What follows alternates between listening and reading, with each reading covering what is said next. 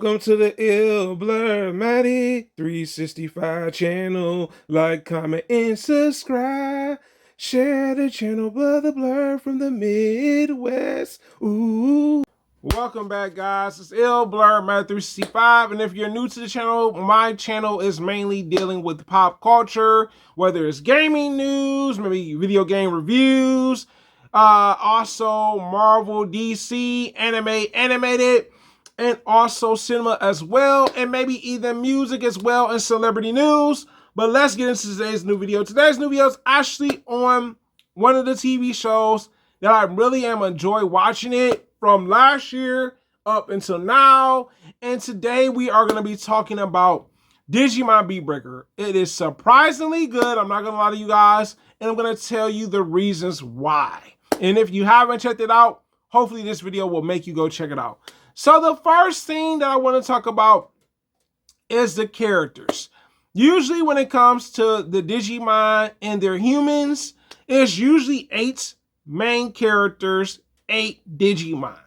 And with Digimon Beatbreak does actually go against the grain and doing something different.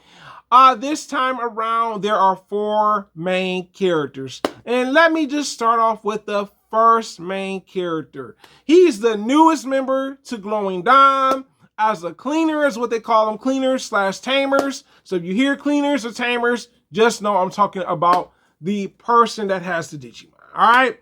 And this actual character is Tomaru. Tomaru is this newest to Glowing Dawn. His partner is Gekomon. And what I like about Tomaru, he does take influence from other characters that we've seen before in Digimon, right? He reminds me of literally Tai a lot and a little bit of Matt, all right? When it comes down to it, he can be impulsive. He can be reckless at times, like a Tai character, right? Characteristic-wise. But also, I love that his Digimon's a wild card. His Digimon Gekomon is wild like he is. I said, boy, that's why they don't get along like that, because they both be impulsive, doing their own thing. You know, Gekomon wild, Tomaru wild. Like, they gonna clash a bit in this series, right?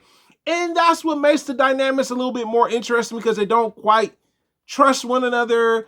Gekomon has trust in Tomaru, but Tomaru doesn't have a trust in him. He's only looking out for himself because he wants to get his brother back to life, meaning that he can get his E-Pulse back. And I'll talk about that in the later part of this video. But yes, Tomaru and Gekomon. Now, the next character I will say is the Izzy of the group when it comes to it. Or maybe Ken or Cody. I gotta say Makoto. Makoto is the other main character of Glowing Dawn. He's been there for quite a while, unlike Tomaru. And he's the analytical member. He's always figuring out things. This is why I say he's more like an Izzy.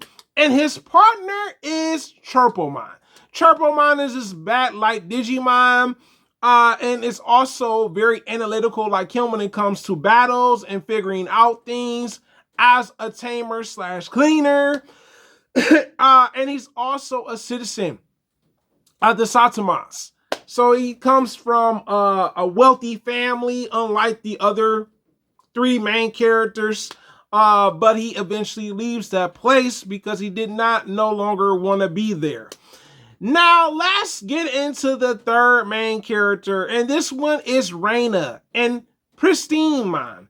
Reina serves like the counterpart, pretty much. She's reckless as much as Tomaru and impulsive as well. She kind of gives me Sora, you know what I'm saying, a little bit, right? And she's the only one that her Digimon's able to evolve into like a stronger level so far within the series, besides one other character, which I'm going to talk about next. And her Digimon seem to actually get along with one another. They have a unison when it comes to being a team together. So they are a little bit more seasoned than pretty much the other 2 tamers slash cleaners. Now, the next one is the leader. And the leader reminds me of pretty much a Ken-like character from Digimon. And we're talking about Ryo. Ryo is interesting because he's a mysterious character. You learn bits and pieces about him. We know that he actually is friends with Tomoru's older brother, but also he is actually saving Digimon. He doesn't want to delete them after he actually has them go back to their baby forms. He's kind of like the caretaker of these Digimon instead of trying to wipe them completely out. And he actually is accompanied with a Digimon, Cougarmon. And Cougarmon is cool and mysterious just like he is.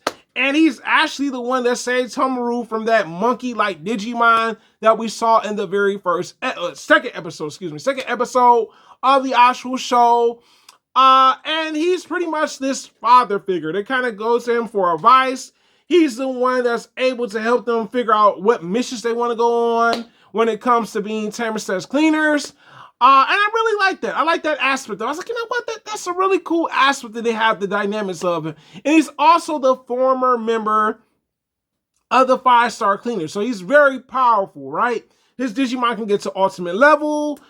We see Cougarmon turn into the other version of himself. So that aspect of it, I like that they did not give us a lot of characters to have complete focus on. This works really well for the show. It flows with the show because we learn about Makoto's story in season 1, because it's still currently season 1. We learn about Reina's story, Tomoru's story, you know what I'm saying, and also Ryo's story. So I like that. With that being said, this part of the show, you learn about their stories and how they intertwine and learn to work together. Now, the next thing I want to get into is the actual Satamas. The Satamas are pretty much phone devices. It can schedule an alarm. You can call people on it. And this is the Digivice. What? Yes. It's a Digivice when it actually gets corrupted. So when the data is corrupted, it becomes a Digivice.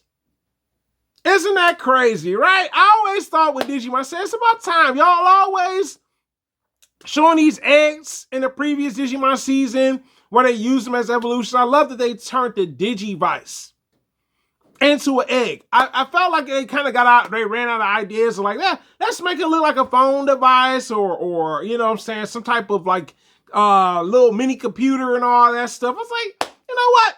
I'm not mad at Toei Animation for that. Not at all.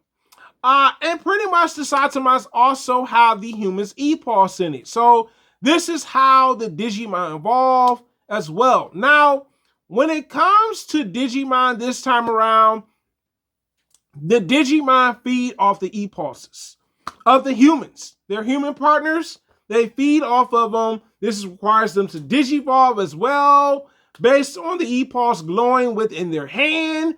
I really thought that was a cool concept. Parasitic relationship, right? Because the Digimon's pretty much playing the parasite. The humans are the host, if you know what I'm talking about in a biological terms, right? Very interesting dynamics when it came to that. I was like, you know what? Yeah, they're feeding on the humans. That's why you see when they have the wild Digimon within the show, they need energy to survive. They need human energy at that to survive, or maybe even other Digimon, right? So, very interesting the way they're going about that. When it comes to Digimon, when I think about it now, I was like, you know what?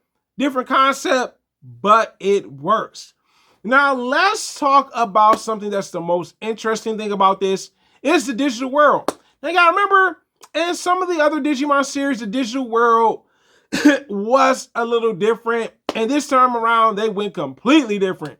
They call the digital world the mirror world, which is this pocket dimension within the digital world and the human world where humans are tamers / cleaners can actually go and fight wild Digimon in these territories or find out illegal activities, because you gotta remember, these tamers actually go on missions to make money as cleaners, right? Because that's their job. Their job is to make a source of income to find out what's going on in the digital world called the mirror world, right?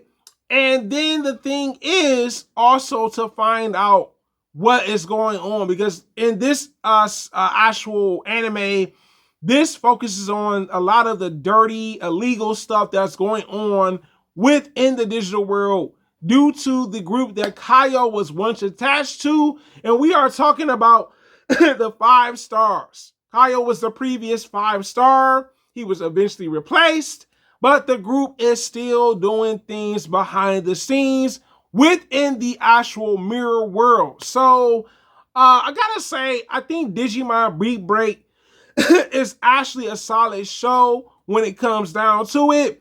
I have invested time into watching the show, looking forward to like the next couple story arcs.